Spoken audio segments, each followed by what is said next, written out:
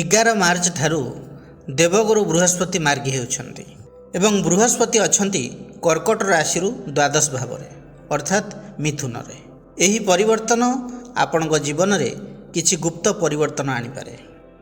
ବିଦେଶ ସମ୍ପର୍କିତ ସୁଯୋଗ, ଆଧ୍ୟାତ୍ମିକ ଆଗ୍ରହ ଓ ଖର୍ଚ୍ଚରେ ବୃଦ୍ଧି ଆଣିପାରେ। କିନ୍ତୁ ପ୍ରଶ୍ନ ହେଉଛି, ଏହି ସମୟ କର୍କଟ ରାଶି ପାଇଁ ଶୁଭ କି ଚ୍ୟାଲେଞ୍ଜ ଭରା ରହିବ?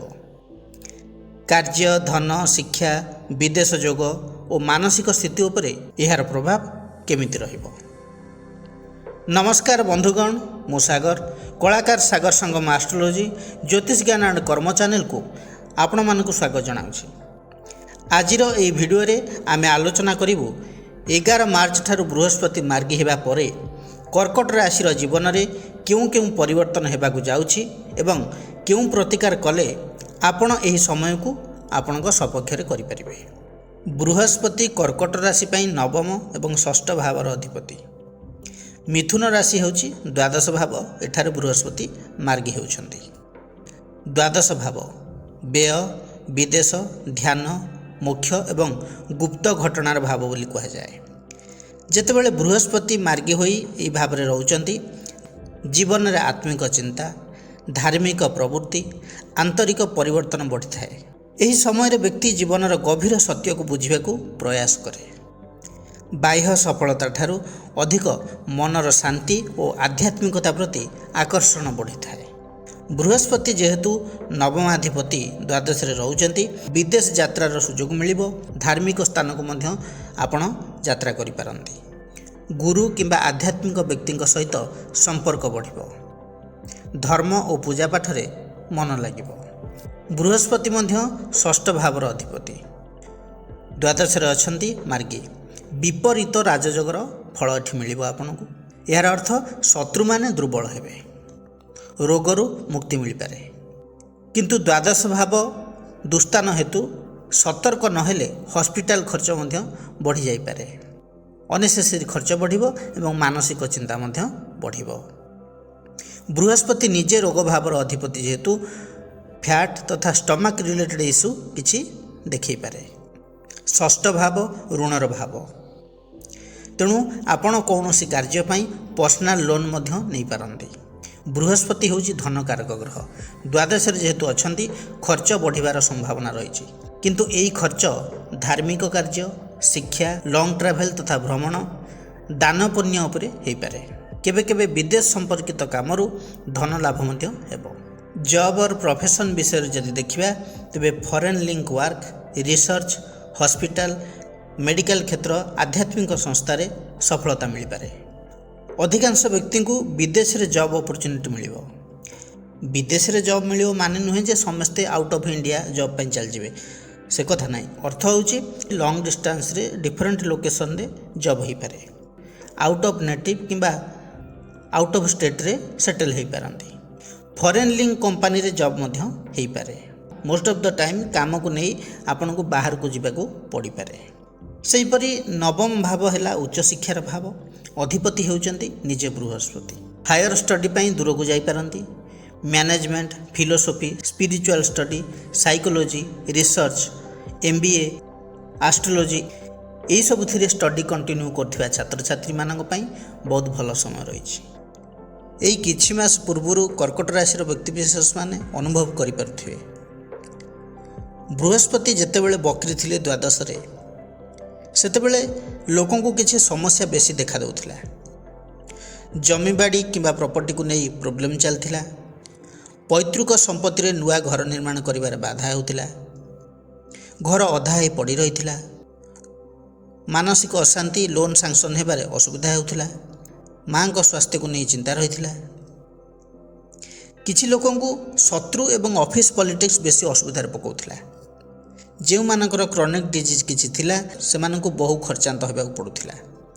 ହସ୍ପିଟାଲ ଖର୍ଚ୍ଚ ପ୍ରାୟ ବଢ଼ିଯାଇଥିଲା। କିନ୍ତୁ ଏହି 11 ମାର୍ଚ୍ଚ ଠାରୁ ବୃହସ୍ପତି ମାର୍ଗୀ ହେଉଛନ୍ତି। ବୃହସ୍ପତି ମିଥୁନରେ ରହି ଦୃଷ୍ଟି ଦେଉଛନ୍ତି ଚତୁର୍ଥ ଭାବକୁ। ଚତୁର୍ଥ ଭାବ ଘର, ଜମି, ସୁଖ ଶାନ୍ତିର ଭାବ। ତେଣୁ ଜମିବାଡ଼ି କିଣିବାର ସୁଯୋଗ ମିଳିପାରେ। ଘରର ରିନୋଭେସନ୍ କରିବାର ସୁଯୋଗ ଆସିବ। ଯେଉଁମାନଙ୍କର ପ୍ରପର୍ଟିକୁ ନେଇ କିଛି ଡିସ୍ପ୍ୟୁଟ୍ ଅଛି ସେ ସମାଧାନ ହୋଇଯିବ। ଘରେ ଶାନ୍ତି ଏବଂ ସୁଖ ବଢ଼ିବ। ମାଆଙ୍କ ସ୍ୱାସ୍ଥ୍ୟରେ ପୂର୍ବ ଅପେକ୍ଷା ପରିବର୍ତ୍ତନ ଆସିବ। ମା' ସୁସ୍ଥ ହୋଇଯିବେ। ନୂତନ ବନ୍ଧୁଲାଭ ହେବ। ଗୃହରେ କିଛି ଶୁଭ ମାଙ୍ଗଳିକ କାର୍ଯ୍ୟ ମଧ୍ୟ ହେବାର ଦେଖାଉଛି। ସେହିପରି ବୃହସ୍ପତିଙ୍କର ଦୃଷ୍ଟି ରହୁଛି ଷଷ୍ଠ ଭାବକୁ। ଷଷ୍ଠ ଭାବ ରୋଗ ଋଣ ଶତ୍ରୁର ଭାବ। ଏଠି ଶତ୍ରୁ ଦୁର୍ବଳ ହେବେ।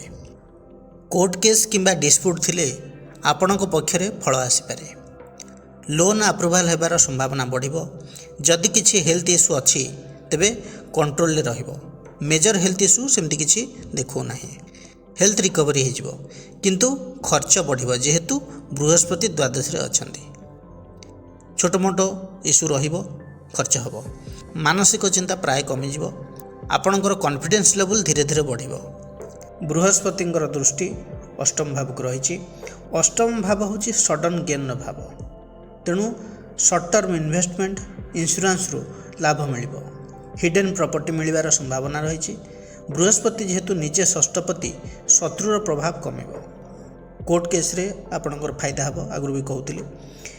ଦ୍ୱାଦଶ ଭାବରେ ବୃହସ୍ପତି ରହି ଅଷ୍ଟମକୁ ଦୃଷ୍ଟି ଯେହେତୁ ଦେଉଛନ୍ତି, ତନ୍ତ୍ର ମନ୍ତ୍ର, ଆଷ୍ଟ୍ରୋଲୋଜି, ଧ୍ୟାନ ଓ ଆଧ୍ୟାତ୍ମିକତା ପ୍ରତି ରୁଚି ମଧ୍ୟ ବଢ଼ିପାରେ।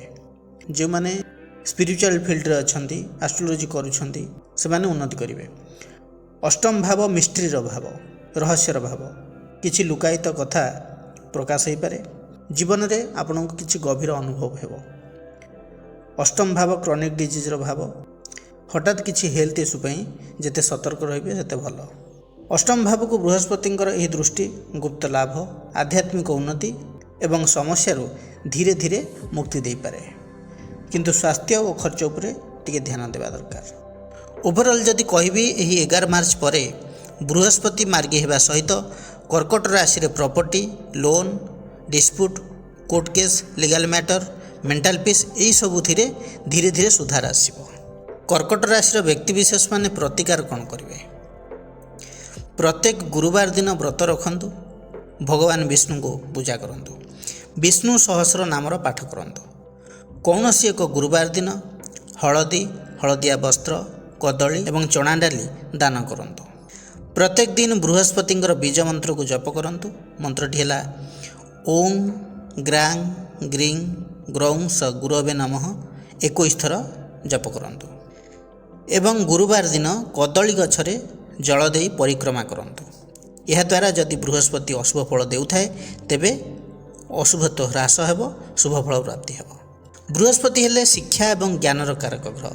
ତେଣୁ ଗରିବ ଛାତ୍ରଙ୍କୁ ପୁସ୍ତକ କିମ୍ବା ଶିକ୍ଷା ସାମଗ୍ରୀ ଦାନ କଲେ ବହୁତ ଶୁଭ ଫଳ ମିଳିବ। ଏହି ପ୍ରତିକାର କଲେ କର୍କଟ ରାଶିର ଲୋକମାନଙ୍କ ପାଇଁ ଭାଗ୍ୟ ଶକ୍ତିଶାଳୀ, ଧନଲାଭ, ଶିକ୍ଷା, କ୍ୟାରିୟରରେ ଉନ୍ନତି ତଥା ମାନସିକ ଶାନ୍ତି ପ୍ରାପ୍ତି ହେବ। ବନ୍ଧୁଗଣ, ବୃହସ୍ପତି ମାର୍ଗୀ ମିଥୁନରେ କର୍କଟ ରାଶି ଉପରେ କ'ଣ ପ୍ରଭାବ ପଡ଼ିବ ସେ ବିଷୟରେ ଆଲୋଚନା କରିଲେ। ଯଦି ଭିଡ଼ିଓଟି ଭଲ ଲାଗେ ତେବେ ଲାଇକ୍, କମେଣ୍ଟ, ସେୟାର କରିବାକୁ ଜମାରୁ ବି ଭୁଲିବେ ନାହିଁ। ପୁଣି ଆସିବି ଆଉ ଏକ ନୂଆ ଅଧ୍ୟାୟକୁ ନେଇ। ସେ ପର୍ଯ୍ୟନ୍ତ ରହୁଛି ନମସ୍କାର।